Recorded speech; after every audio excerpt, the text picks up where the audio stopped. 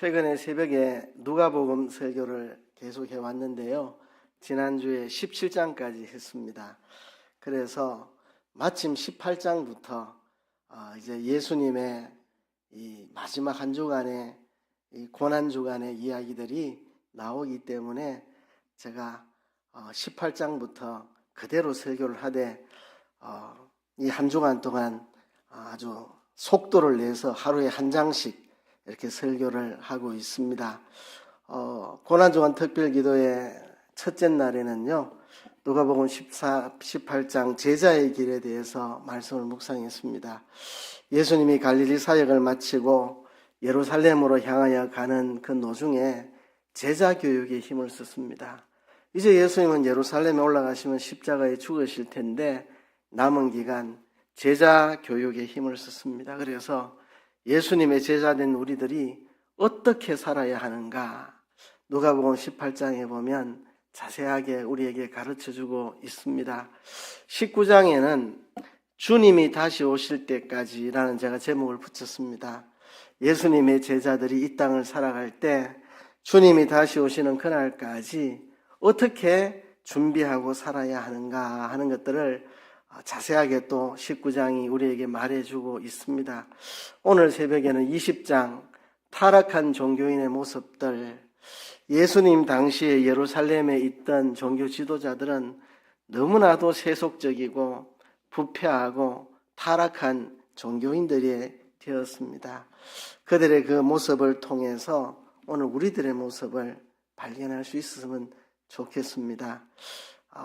구약 말기에도 종교인들이 저렇게 비겁하고 강교하고 세속적이고 정말 교만하고 이중적이고 정말 타락한 모습을 보여주고 있는데, 오늘 신약 교회 말기를 살아가는 우리들은 저들과 같이 하는지 우리들의 자신들의 모습을 저기 속에서 발견하고 회개해야 우리가 살 길이 있습니다.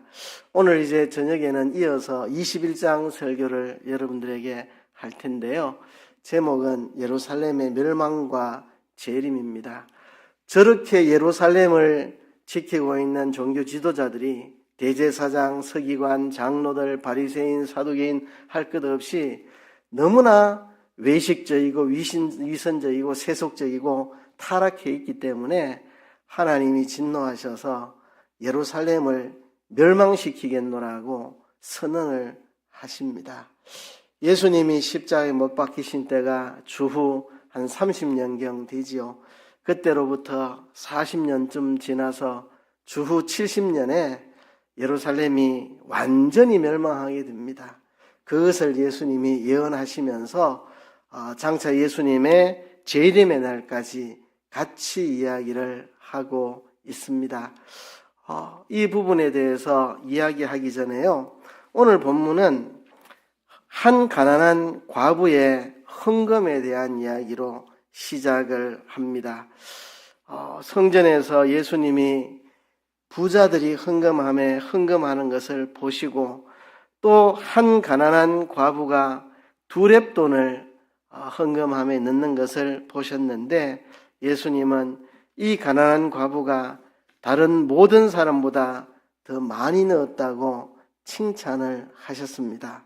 근데 이 사건이 왜 여기 갑자기 등장을 할까? 지금 이어서 예루살렘의 멸망에 대해서 5절부터 이야기할 텐데 1절부터 4절까지 왜 이 가난한 과부의 헌금을 칭찬하는 말을 하셨을까? 우리 바로 앞에 보면 20장 마지막에서 무엇을 말했느냐 하면 서기관들의 외식을 주의하라고 말씀을 했습니다. 긴 옷 입고 다니고 인사받고 높은 자리 윗자리에 앉기를 좋아하고 길게 기도하며 외식하지만 그 속에는 가난한 과부의 가산을 삼켜먹는 탐욕이 가득 차 있는 외식적인 서기관들을 삼가해야 된다는 말씀이 바로 앞에 있습니다. 그러니까 겉으로는 정말 긴 옷 입고 다니고 사람들에게 존경받고 인사받고 높임을 받고 막 길게 기도해서 경건한 모습을 보이고 하지만 속은 썩어 문드러지고 타락한 서기관들, 과부의 가산을 삼켜먹는 이 사람과 비교해서 그러나 한 가난한 과부는 자기 생활비 전부를 헌금함에 넣을 수 있는, 참 이 여인이 두 랩돈 너무나도 적은 돈이지만 그것을 헌금함에 넣기가 얼마나 어려웠는지 자기 생활비 전부입니다. 그게 있어야지 자장면 한 그릇이라도 사 먹을 수 있는데 그거 없으면 뭐 굶어야 될 것 같은데 자기 생활비 전부인 두 랩돈을 하나님께 드리는 이 여인의 아름다운 믿음을 예수님이 칭찬하셨습니다. 그래서 이것은 앞에서 서기관들이 겉으로는 의롭고 경건한 척하지만 속에는 과부의 가산을 빼앗아가는 못된 외식자들인데 그와 비교해서 이 과부는 자기의 소유 전부를 드릴 수 있는 믿음의 사람이다. 이렇게 서로 대조를 하고 있습니다. 그렇게 보면 21장 1절부터 4절까지는 20장 끝으로 올라가는 게 차라리 나을 것 같은 생각도 들어요. 그죠? 20장 내내 종교 지도자들의 부패하고 타락한 모습을 보여주고 있고 그와 대조적으로 정말 보잘것없는 가난한 한 과부가 믿음으로 살고 있는 대조적인 모습을 보여주고 있기 때문에 이 21장 1절에서 4절까지는 그만 20장 끝으로 그냥 올라가 버리는 게 좋을 것 같은데 이 성경의 장을 나누는 분이 왜 이 대목을 20장으로 안 집어넣고 21장 앞부분으로 넣었을까? 왜 이렇게 했을까? 생각해 보면 이런 생각이 아니었을까 생각합니다. 지금 5절부터 예루살렘의 멸망을 이야기하는데요. 이 예루살렘의 멸망을 이야기하기 전에 이 종교 지도자들의 부패상을 이야기하고 이어서 가난한 과부의 진실된 믿음을 소개하므로 그 당시의 종교 지도자들과 대조시키고 있습니다. 정말 위선자들인 그 당시의 종교 지도자들과 대조를 통해 가지고 그 당시 종교 지도자들의 그 위선과 죄악이 얼마나 심각했는지를 이 가난한 과부의 모습을 통해서 대조적으로 덜추어내서 보여주는 역할을 이 가난한 과부의 진실한 헌금이 보여주는 거거든요. 그러니까 이래서 예루살렘이 망할 수밖에 없었다는 겁니다. 이 여인처럼 참 진실되게 믿음 생활하는 신앙인이 참 드물었고 예루살렘에 저 썩어 문드러진 부패한 종교 지도자들만 가득하니 이 예루살렘이 멸망할 수밖에 없다는 것을 강조적으로 드러내주는 사건이 바로 이 가난한 과부의 진심 어린 자기의 생활비 전부를 헌금함에 넣는 신앙을 통해 우리에게 말해주고 있습니다. 자, 그러면 5절부터 24절까지 예루살렘의 멸망이 나옵니다. 예루살렘의 멸망. 자, 여기 보면 5절에 이렇게 시작을 합니다. 어떤 사람이 성전을 가리켜 그 아름다운 돌과 헌물로 꾸민 것을 말하며 예수께서 이르시되 그랬습니다. 자, 어떤 사람, 누군지 모르지만 성전을 예수님에게 가리키면서 그 아름다운 돌과 헌물로 꾸민 것을 이야기했다. 그러니까 성전에 참 웅장하고 아름답고 정말 화려한 모습을 예수님한테 뽐내고 자랑하고 내세우는 모습이죠. 이 성전은 원래 솔로몬이 지은 성전이 파괴된 다음에 바빌론 포로 갔다가 돌아온 기한민들이 스룹바벨을 앞세워서 재건한 성전인데요. 이 스룹바벨 때의 성전은 조금 초라한 모습이었지만 이제 세월이 지나고 헤롯 왕 때에 헤롯이 워낙 악한 왕이라 백성들에게 미움을 받고 그랬는데 이 헤롯이 백성들의 마음을 좀 사보려고 막대한 돈을 들여가지고 성전을 정축을 하고 개축을 하고 해서 이 성전이 정말 대리석과 금과 온갖 좋은 것들로 아름답게 꾸며졌습니다. 40년 넘게 이 성전을 정축을 하고 개축을 했습니다. 40년 넘게 성전 수리를 했으니 뭐 얼마나 이 성전이 웅장하고 정말 멋있고 아름다웠겠습니까? 그걸 예수님한테 자랑하며 성전을 가리켜 아름다운 돌과 헌물로 꾸민 것을 이야기하는데 예수님께서 청천벽력 같은 말씀을 하십니다. 날이 이르면 때가 오면 이것들이 돌 하나도 돌 위에 남지 않고 다 무너뜨려지리라. 거룩한 예루살렘 성전, 날이 이르면 돌 하나도 돌 위에 첨놓이지 않을 만큼 완전히 예루살렘 성전이 파괴될 것이라고 예수님이 아주 충격적인 선언을 하셨습니다. 그때에 그들이 예수님에게 물었습니다. 어느 때에 이런 일이 있겠사오며 이런 일이 일어나리 할 때 무슨 징조가 있겠습니까? 언제 이런 일이 일어나고 일이 일어날 때 무슨 징조가 있겠습니까? 예수님께 물었습니다. 예수님이 대답하시는데요. 지금부터 나오는 이야기는 예루살렘 성의 멸망, 예루살렘 성전의 멸망을 말하는 겁니다. 예루살렘 성과 성전의 파괴, 멸망을 지금 이야기하는 겁니다. 예수님의 재림이 아니고 예루살렘 성 그리고 성전의 파괴와 멸망을 지금 이야기하는 것입니다. 여기에 나오는 내용들을 제가 5가지로 요약을 했습니다. 첫째는요, 예수님이 제일 먼저 미혹을 받지 않도록 주의하라고 말씀했습니다. 사람들이 내 이름으로 와서 내가 그라고 할 것이다. 그러니까 거짓 그리스도들, 내가 그리스도라라고 예수님의 이름으로 거짓 그리스도들이 등장할 거니까 미혹을 받지 말아라, 그들을 따르지 말아라 했습니다. 지금 예수님이 십자가에 못 박히시기 직전인데 며칠 전인데 예수님이 십자가에 못 박힌 때가 주 30년경이고 그때부터 40년 뒤에 진짜 예루살렘이 로마에 의해서 잔혹하게 파괴되고 멸망을 당할 텐데요. 그 40년 어간에 무슨 일이 있었느냐?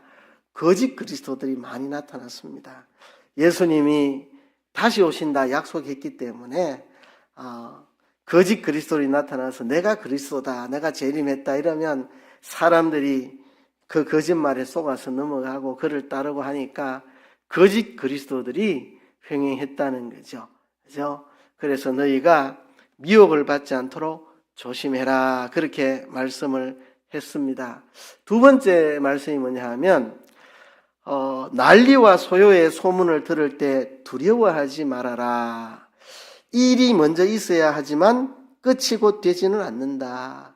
이제 막 난리가 일어나고 막 소요가 벌어지고 민족이 민족을, 나라가 나라를 대적하여 싸우고 막 지진이 일어나고 기근이 일어나고 전염병이 돌고 막 무서운 일이 생기고 하늘에서 이상한 징조가 보이고 막 이런 일들이 일어나면 사람들이 무서워합니다. 무서워하면 어떻게 됩니까?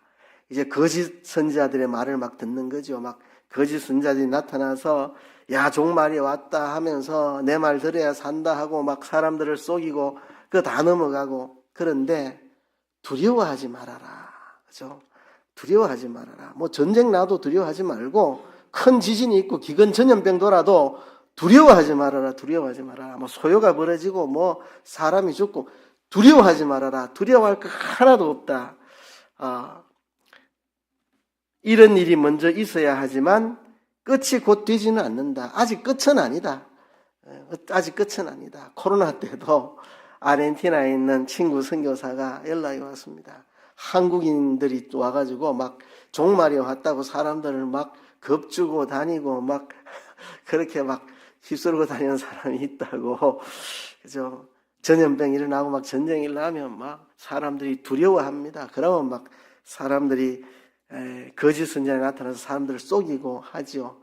몇 년 전에도 요한계시록 강의하는 분이 있어서 한번 들어봤는데 우크라이나 전쟁 저게 이제 종말의 신호다 이러면서 이제 몇 년 안에 종말이 오고 어쩌고 제가 나오면서 웃으며 나왔습니다. 말 같지 않은 소리 한다고.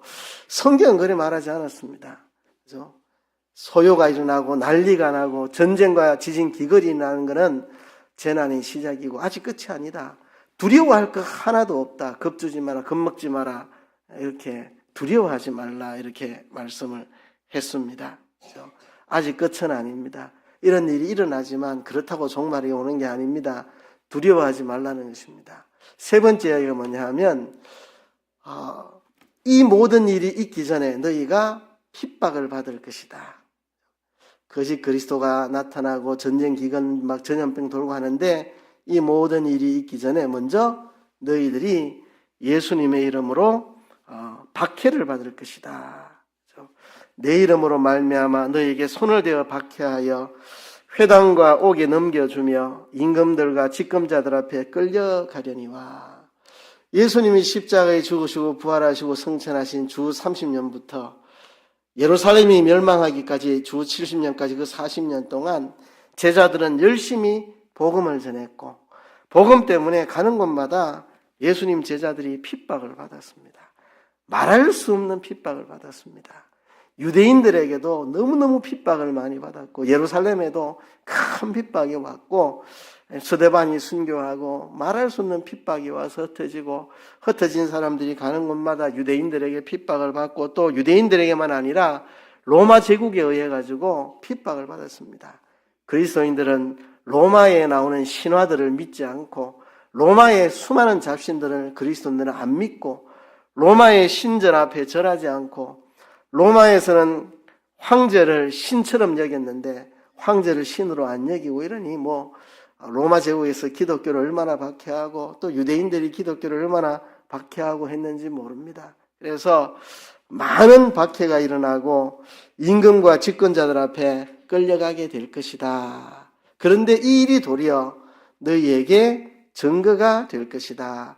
우리 성경에는 이 일이 도리어 너희에게 증거가 되리라 이렇게 번역했지만 많은 영어 성경은 그렇게 번역하지 않고 이 일이 도리어 증거의 기회가 될 것이다 이렇게 번역합니다. 이 일이 도리어 증거의 기회가 될 것이다. 임금들 앞에 끌려가고 높은 사람 앞에 끌려갈 때 이게 복음의 증거가 될 것이다. 사도 바울이 총독에게 끌려가고 또 헤로드 왕 앞에 끌려가고 재판정에 설 때마다 총독에게 또 헤롯 왕에게 복음을 전하죠. 그렇죠? 이렇게 메인 것 외에는 당신이 나와 같이 되기를 원합니다. 이렇게 말하니까 너 나 전도하려고 가나 이렇게 그죠? 사도 바울이 곳곳에 법정에 서면서 거기서 복음을 전하고 오히려 이런 것들이 복음을 전하는 기회가 될 것이다. 그러면서 너희가 임금들 앞에 높은 사람 앞에 붙잡혀갈 때 학생들 같으면 교무실에 불려갈 때 너 왜 우리 보충 수업할 때 보충 수업 안 하고 여름 집회 가서 이리 와 하고 교무실에 끌려갈 때 그죠?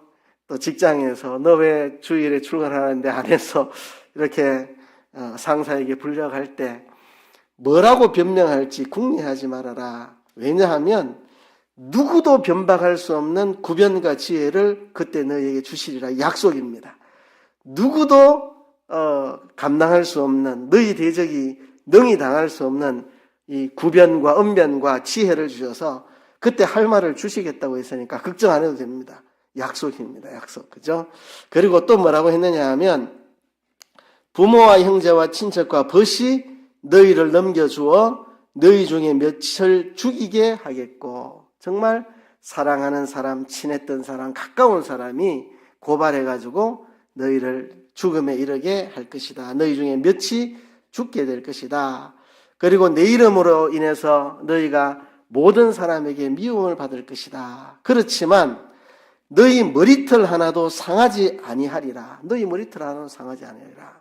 자, 예수님의 이름으로 박해가 시작될 때 많은 사람들에게 미움을 받습니다. 이 코로나 때도 이 교인들이 교회가 무슨 코로나를 생산하는 데가 교회인 것처럼 막 이상하게 보도가 그렇게 나가가지고 막 교인들이 미움을 좀 받았죠. 이런 거는 약과고 진짜 환란이 일어나면 기독교인들이 모든 사람이 미움을 받는 이런 일이 있고 그 중에 몇 명은 순교를 하게 되겠지만 너희들의 대다수는 머리털 하나 상하지 않도록 하나님이 지켜주시겠다 약속했습니다. 사도 바울도 복음 전하다가 돌에 맞아가 이제 죽였다고 하고 시체를 던져놨는데 바울은 죽지 않고 살아나기도 하고 그죠? 또 뱀에게 물렸는데, 독사에게 물렸는데 죽지 않으니까 사람들이 처음에는 독사에 물리는 거 보고 공의가 이 사람을 그냥 두지 않는다 이랬는데 독사에 물려도 안 죽는 거 보고 막 신이라 이러고 사람들이 그러다가 회개하고 예수를 믿고 이런 일들이 일어났죠. 그래서 모든 사람에게 미움을 받고 그중에 몇 명은 순교하겠지만 너희의 대다수는 머리털 하나 상하지 않도록 내가 지켜줄 것이다. 그러니 너희는 인내해라. 인내로 너희 영혼을 얻으리라 그랬습니다. 그러니까요, 인내하라는 겁니다. 인내하라는 거. 핍박이 오는데 여러분 가만히 보면 다니엘서나 요한계시록이나 이 복음서나 이야기하는 구도가 똑같아요. 다니엘서도에 보면 바빌론 제국, 헬라 제국, 바사 제국, 로마 제국 이런 전쟁들 이런 이야기들이 나오고 그 이야기 하다가 너희들이 핍박을 받는다. 헬라 시대에 안티오쿠스 에피파네스 황제 때 대박해가 일어나고 로마 시대 때에 도미시안 황제 때에 대박해가 일어나고 이런 때가 온다. 근데 인내하라. 여기도 똑같이 전쟁 기근 지진 일어나는데 무서워할 거 하나도 없다.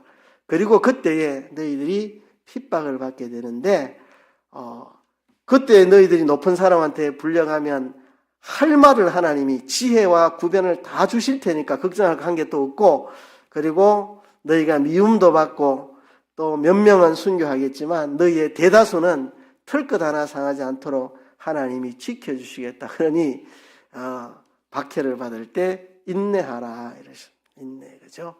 그리고 예루살렘이 군대에게 에워싸이는 것을 보면 이제 멸망이 가까운 줄 알아라. 앞에 소요가 일어나고 난리가 일어나고 전쟁 나고 기근 이럴 때 무서워할 거 한 게 또 없고 아직 끝이 아니다. 언제 끝이냐? 예루살렘이 군대에 의해서 포위가 되는 것을 보면 그때 예루살렘의 멸망이 온 줄로 알면 된다. 예루살렘이 군대에게 포위되면 멸망의 날이 온 줄로 알아라. 그래서 산으로 도망을 가라. 촌에 들어가지 말고 성에 들어가지 말고 다 나와서 산으로 다 도망을 가라 그랬습니다. 로마에서 예루살렘을 포위하고 예루살렘을 공격하는데 이제 그렇게 된 사정은 이런 겁니다. 아무래도 로마가 식민 통치하다 보니까 로마 군인들이 유대인들에게 좋게는 안 했겠죠. 그죠? 못되게 했겠죠. 그러니까 유대인들이 반감이 자꾸 생깁니다. 그래서 반란을 일으킵니다. 유대인들이. 이 반란을 일으켜서 로마 군대가 철수를 합니다. 그래서 이제 유대인들은 살기가 등등해져 가지고 우리가 이제 승리한다 이렇게 생각하는데 이제 로마가 군대를 동원해서 이제 체계적으로 진압 작전을 합니다. 그게 주후 66년경부터 70년까지 오랜 기간 계속되는데요. 그렇게 하다가 결국은 예루살렘이 로마 군대에게 포위를 당합니다. 포위를 당하는데 그때 기독교인들은 깨달았습니다. 예수님이 말씀하셨다. 예루살렘이 포위가 되거든 예루살렘이 멸망하는 날이라고 멸망이 다가왔다고 알아라. 그때 산으로 도망가라. 예루살렘 있으면 다 죽는다. 도망가라 했다. 이제 도망을 가야 됩니다. 근데 포위를 하고 있는데 어떻게 도망을 갑니까? 그렇죠? 지혜로운 사람들은 포위되기 전에 도망갔을 거고 포위될 때까지 있었던 사람은 그때 로마의 황제 네로가 죽고 그래서 포위했던 장군이 황제의 자리에 오르기 위해서 로마로 돌아가고 그래서 잠시 포위를 풀었습니다. 그때의 기독교인들은 다 깨닫고 예루살렘이 에워싸이면 예루살렘 멸망의 날이라 했다. 지금 나가지 않으면 우린 다 죽는다 하고 다 도망갔습니다. 사방으로. 그래서 기독교인들은 죽지 않고 살아난 거죠. 그래서 예루살렘이 에워싸이거든 너희들이 멸망의 날이 이런 줄 알고 도망을 가야 된다. 그때는 아이 벤 자와 젖먹이는 자들이 이들에게 화가 있다. 이들은 도망가기도 어렵고, 그죠? 참 전쟁이 나도 제일 보호받아야 될 아이 벤 자, 젖먹이는 여인들, 로마가 이런 사람들을 그냥 두겠습니까? 잔혹하게 살려고 하죠. 그래서 아이 뵌 자와 젖먹이는 자들이 화가 있다. 이날 이렇게 무서운 살육이 일어난다는 겁니다. 역사가 요세푸스의 기록에 의하면 이렇게 예루살렘이 포위되어서 멸망당할 때 110만 명의 유대인이 죽었다고 기록되어 있고 한 10만 명 가까운 사람이 포로로 끌려갔다 이렇게 기록하고 있습니다. 거의 씨를 말릴 작정을 하고 예루살렘을 학살을 하는 이런 일이 벌어졌습니다. 그리고 마지막으로 하는 말이 뭐냐 하면 이방인들에게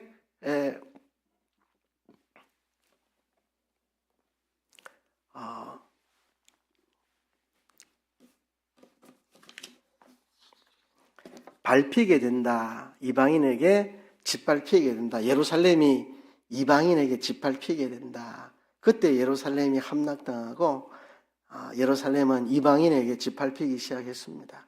지금도 성전이 있던 자리에 회교 사원이 들어서 있죠. 그죠? 언제까지 예루살렘이 이방인에게 짓밟히게 되느냐? 이방인의 때가 차기까지. 이방인의 때가 찬다는 말은 뭡니까? 복음이 이방인에게 전파되고 그래서 택하신 이방인들이 다 구원 얻는 그날까지 예루살렘은 이방인에게 짓밟히게 될 것이다. 이게 예루살렘의 멸망에 대한 예언입니다. 이거는 주 30년부터 주 70년까지 40년 사이에 일어나는 일들을 이야기한 겁니다. 거짓 그리스도들이 사람을 미혹할 때 너희들은 미혹받지 말아라. 전쟁 기근 지진이 그 당시에 막 일어나는데 두려워하지 말아라. 예수님의 이름으로 너희들이 박해를 받을 텐데 너희들이 당당하게 말할 수 있는 지혜와 구변을 줄 거고 너희들이 박해를 통해 복음을 전하게 될 거고 몇 명은 순교하겠지만 대다수의 사람들은 털끝 하나 상하지 않도록 내가 지켜줄 테니까 인내하고 견뎌라. 때가 되면 너희들이 알게 된다. 예루살렘이 포위되면 예루살렘이 멸망하는구나. 여기 있으면 죽는구나. 그때 다 도망가면 된다. 그리고 예루살렘은 이렇게 예수님을 믿지 않고 핍박하고 십자가에 못 박아 죽이고 그 죄로 인해서 이방인에게 짓밟히게 되는데 이방인의 때가 차기까지 그렇게 짓밟히게 된다. 이렇게 말씀을 했습니다. 그리고는 25절부터는 예수님의 재림에 대해서 이야기합니다. 24절까지는 예루살렘의 멸망을 이야기한 거고 25절에는 예수님의 재림. 왜 여기서 껑충 뛰느냐 하면 여기 보면 이방인들에게 짓밟히는데 이방인의 때가 차기까지, 그러니까 이방인에게 복음 전파돼서 택하신 이방인들이 다 구원받는 그날까지, 여기서 이제 갑자기 예수님 재림할 때까지 시간이 확 흘러버리는 겁니다. 아시겠죠? 그죠? 그래서 이제 25절부터는 예수님의 재림에 대한 이야기입니다. 징조. 1월 성신의 징조가 있고 바다와 파도에 우는 소리로 사람들이 놀라고 하늘의 큰 권능들이 흔들리는 이런 징조들이 그날에 일어나게 될 것이다. 그리고 사람들은 혼란 중에 곤고하고 무서워서 기절하며 두려워 벌벌 떨게 될 것이다. 그렇죠. 하늘 1월 성신의 징조가 일어나고 바다와 파도 소리로 사람들이 공포에 사로잡히고 하늘의 권능들이 흔들리니 사람들이 이 세상에 일어날 일들을 인해서 두려워 벌벌 떨고 기절할 만큼 무서워하게 될 것이다. 그리고 그때에 사람들이 인자가 구름을 타고 영광 가운데 오는 것을 보게 될 것이다. 예수님의 재림의 날 될 일들입니다. 하늘의 1월 성신에 뭔가 놀라운 징조들이 일어날 거고 파도와 바다의 소리로 사람들이 두려워 벌벌 떨게 될 것이고 하늘의 권능들이 흔들리는 걸 인해서 사람들이 혼란 중에 공고하고 무서워 기절할 만큼 두려움에 사로잡힐 것이고 그때에 예수님이 구름을 타시고 구름을 탄단 말은 영광 가운데에 영광스러운 모습으로 다시 오게 되실 것이다. 이건 재림에 대한 이야기입니다. 그때에 성도들에게 머리를 들라 너희 속량이 가까이 왔느니라. 너희가 완전히 속량함을 받는 완전히 사함을 받는 완전한 구원의 완성이 이루어질 것이다. 그러니까 예수님의 재림의 때 우리가 두려워할 게 없습니다. 그죠? 그때 되면 뭐 1월 성신에 무슨 징조가 나타날 거고, 그때 되면 뭐 무서운 일들이 많이 일어날 겁니다. 사람들은 혼비백산하고 두려워 떨겠지만 성도들은 너희의 속량이 가까웠느니라. 머리를 들어라. 너희 속량이 가까웠다. 성도들은 두려워할 게 없습니다. 예수님의 재림의 날은 믿지 않는 자들에게 멸망의 날이겠지만 믿는 자에게는 구원하는 날이기 때문에 세상 사람들은 두려워 공포에 사로잡히겠지만 너희들은 너희가 속량받을 날이, 속량의 날이 가까웠으니 머리를 들어라. 너희의 구원의 날이 임하였다. 그래서 예수님의 재림은 누군가에게는 두려운 공포의 날이겠지만 우리에게는 기쁨의 날이 될 것이라는 이야기입니다. 그러니까 이 예루살렘의 멸망과 예수님의 재림, 그래서 사람들이 이런 걸 가지고 막 겁을 주고 음모론을 자꾸 만들고 막 이상한 걸 만드는데 성경을 있는 그대로 봐야 됩니다. 있는 그대로. 예루살렘의 멸망에 대해서 이건 이제 주 30년에서 70년 사이에 일어나는 일들인데 이것이 예수님 재림과 이어져서 나오는 것은 예수님의 재림을 기다리는 우리에게도 명심할 바입니다. 세상 끝날에도 거짓 그리스도들이 많이 나타날 겁니다. 미혹받지 말아야 되고 또 세상 끝날에도 전쟁 기근 이런 게 많이 있겠죠. 우리가 두려워할 필요가 하나도 없습니다. 우리가 이때에 예수의 이름으로 핍박을 받을 텐데 인내해야 됩니다. 왜? 약속하셨습니다. 그렇죠? 높은 사람한테 끌려가도 할 말을 지혜와 구변을 줘서 감당할 수 없는 말을 할 수 있도록 손양아 목사님도 일본 순사들한테 그 고문당할 때 할 말을 주셔가지고 일본은 망한다. 왜? 하나님이 싫어하고 미워하는 게 우상인데 우상을 강요했으니까 일본 나라는 망한다. 순사들 앞에서 할 말 다 하고 그렇게 만들어 주신다고. 그리고 몇 명은 순교하겠지만 대다수의 성도들을 지켜주겠다는 약속이 있으니까 담대하게 인내하라. 그리고 멸망이 다가왔을 때는 그때는 도망을 가야 됩니다. 그거 붙잡고 있으면 안 됩니다. 우리가 예루살렘을 변화시키려고 힘쓸 때는 힘쓰지만 이미 멸망할 때가 되었다 싶으면 거기서 나와야 됩니다. 멸망에서 벗어나야 됩니다. 그렇죠?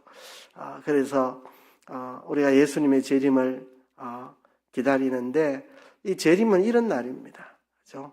무서운 현상들이 일어나겠지만 믿지 않는 자들은 혼비백산하지만 우리에게는 구원의 날입니다. 그래서 우리는 예수님의 재림을 손꼽아 기다려야 됩니다. 이 재림론을 막 이상하게 막 해서 사람들 겁주고 하는 것은 바른 것이 아닙니다. 이어서 말씀합니다. 무화과나무의 비유를 배우라고 말합니다. 이것도 이단들이 막 엉터리로 해석을 많이 합니다. 무화과나무가 뭐냐? 이스라엘이다. 그러면 무화과나무에 싹이 난다는 게 뭐냐? 이스라엘의 회복이다. 이스라엘이 언제 회복됐노? 1948년이다. 그럼 그때 예수님 오시나 하고 막 80년이 지났는데도 예수님 안 오셨는데 뭐. 그때보다 한 세대가 지날 동안에 예수님 오신다. 뭐 한 세대 아니라 몇 세대가 지났는데 이 무화과나무의 비유는 그런 뜻이 아닙니다. 막 이단들이 무화과나무 비유를 가지고 막 예수님 때가 재림의 때가 언제다 뭐 온갖 헛소리를 하는데 여기 오늘 본문에 보면 무화과나무의 비유를 배우라. 이게 뭐냐 하면 싹이 나면 너희가 보고 여름이 가까운 줄 자연히 아나니 이와 같이 너희가 이런 일이 일어나는 것을 보거든 하나님의 나라가 가까운 줄 알라. 이게 무화과나무의 비유입니다.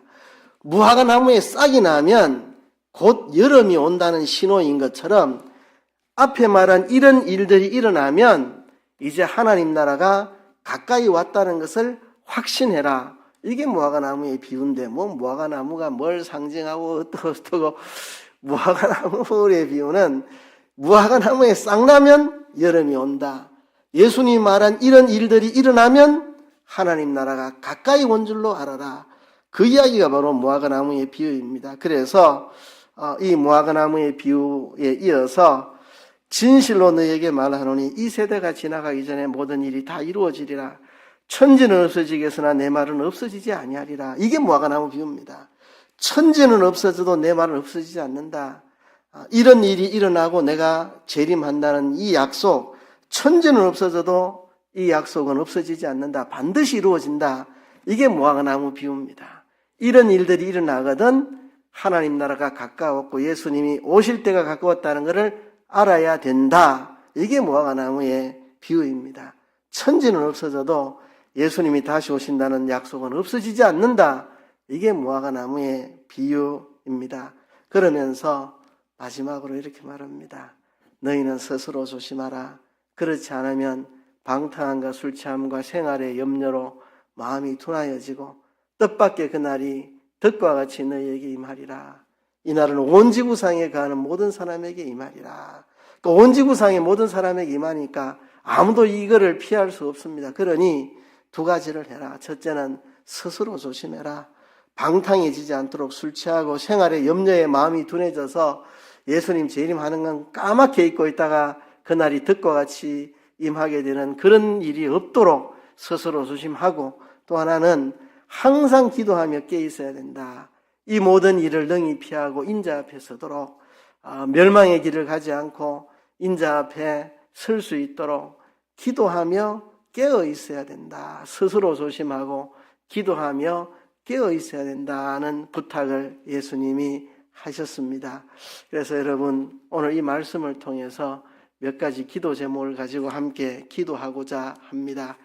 멸망하게 될 예루살렘의 지도자들처럼 살지 말고 가난한 과부와 같이 예수님이 인정하시고 칭찬할 수 있는 신앙의 사람이 되게 하소서. 정말 예수님 당시에 예루살렘의 종교 지도자들은 다 썩어 문드러졌습니다. 정말 하나님을 사랑하는 사람도 없고, 정말 말씀을 제대로 아는 사람도 없고, 세속적이고 돈 좋아하고 정말 가식적이고 위선적이고 비겁한 사람들, 정말 타락한 종교인들, 이들 때문에 예루살렘이 멸망할 텐데, 그런 중에도 구정물에 핀 아름다운 꽃처럼 이 가난한 과부의 살아있는 참 믿음, 예수님이 칭찬하시는 믿음, 이런 믿음이 있습니다. 오늘 이 시대에도 우리가 저 타락한 종교인들처럼 그래 살지 말고 가난한 과부처럼 예수님이 인정하시고 칭찬할 수 있는 참 믿음의 사람이 되게 해 주시옵소서. 우리 한번 주여 외치고 통성으로 기도하겠습니다. 주여! 하나님 아버지, 예수님 당시의 종교 지도자들 너무나 부패하고 타락하고 무능하고 부패했습니다. 주님, 우리가 그런 기독교인이 되지 않게 하여 주옵소서. 부패하고 무능하고 멸망에 이를 그런 외식적인 가식적인 거짓된 신앙인이 되지 않게 도와주시고, 주님, 가난한 과부처럼 자기의 가난한 중에 있는 것 전부를 하나님께 드릴 수 있는 진실한 믿음, 진실한 헌신, 살아있는 신앙을 가질 수 있는 저희들 되게 주옵소서. 예루살렘의 종교 지도자들이 다 부패하고 썩어도 주님이 가난한 과부와 같이 살아있는 참 믿음으로 살아가는 사람이 있었던 것처럼 오늘날도 우리가 살아있는 참 믿음 가지고 살아갈 수 있도록 하나님 아버지 도와 주시옵소서. 이 믿음 가지고 살아갈 수 있도록 하나님 함께하여 주시옵소서. 예수님 이름으로 간절히 기도드립니다. 아멘. 우리 두 번째 기도 제목 가지고 또 기도할 텐데요. 두 번째 기도 제목은 타락한 종교와 세상의 심판을 우리가 명심해야 됩니다. 예수님 당시에 예루살렘이 타락해가지고 예수님이 잔혹한 멸망을 예언했고, 그 잔혹한 멸망이 주 70년에 일어났습니다. 110만의 유대인들이 로마 군인들에게 학살당했다고 역사가 기록하고 있습니다. 우리가 이 하나님의 심판이 있다는 것, 그리고 예수님이 다시 오신다는 걸 우리가 명심하고, 우리가 미혹받지 않도록, 거짓 그리스도에게 미혹받지 않도록, 또 난리가 전쟁이 일어날 때 두려워하지 않도록, 그리고 확신을 갖고 어려움 중에도 인내할 수 있도록, 그리고 멸망에서 떠나는 우리의 삶이 될 수 있도록 이 예루살렘의 멸망을 바라보면서 또 예수님 다시 오심을 우리 기다리면서 미혹받지 않고 두려워하지 않고 인내하며 멸망에서 떠나는 우리의 삶이 되도록 주여 한번 외치고 통성으로 기도하겠습니다. 주여! 하나님 아버지, 예루살렘의 멸망을 기억합니다. 예루살렘의 종교 지도자들이 그렇게 타락했다가 결국은 주 70년경에 로마에 의해서 잔혹하게 살육당하고 멸망당했습니다. 110만 명이 죽었다고 역사가 기록하고 있습니다. 하나님 아버지, 하나님의 무서운 심판을 우리가 명심하게 해주시고, 또 예수님의 재림의 날이 있다는 것을 우리가 생각하면서 거짓 그리스도에게 미혹되지 않도록 도와주시옵소서. 난리와 전쟁이 일어날 때 두려워하지 않는 저희들 되게 하여 주시옵소서. 하나님 아버지, 두려워하지 않고 환난 중에 인내하는 저희들 되기를 원합니다. 주여, 멸망이 다가올 때 멸망에 속하지 말고 멸망을 떠나고 피하라고 하셨습니다. 이 말씀을 명심하고 살아갈 수 있는 저희들이 다 될 수 있도록 하나님 아버지 인도하여 주옵소서. 예루살렘의 멸망을 바라보며 예수님 재림을 바라보며 깨어 살아갈 수 있도록 주옵소서. 우리 마지막으로 한 가지 더 합심 기도하겠습니다. 방탕함과 술 취함, 생활의 염려로 마음이 둔하여지지 않도록 스스로 조심하고 우리 항상 기도하며 영적으로 깨어있는 우리들이 되게 해달라고 우리 주여 한번 외치고 통성으로 기도하겠습니다. 주여, 하나님 아버지, 방탕함에 젖어들지 않도록 도와주옵소서. 술 취하여 살지 않도록 도와주시옵소서. 생활의 염려로 마음이 둔하여지지 않도록 도와주옵소서. 주님의 날이 뜻밖의 덕과 같이 임하는 그런 어리석은 자가 되지 않도록 스스로 조심해서 방탕하지 않고 술 취하지 않고 생활의 염려로 마음이 둔하여지지 않는 저희들이 되게 해 주옵소서. 주여, 우리가 항상 기도하며 깨어있는 우리들이 되기를 원합니다. 항상 기도하며 영적으로 깨어있는 우리들이 되기를 원합니다. 항상 기도하고 영적으로 깨어 살아가는 우리 모두가 다 되게 하여 주시옵소서. 항상 기도하고 깨어 영적으로 깨어 살아가는 저희들 되게 해 주옵소서. 항상 기도하고 깨어 있게 하옵소서. 예수님 이름으로 기도드립니다.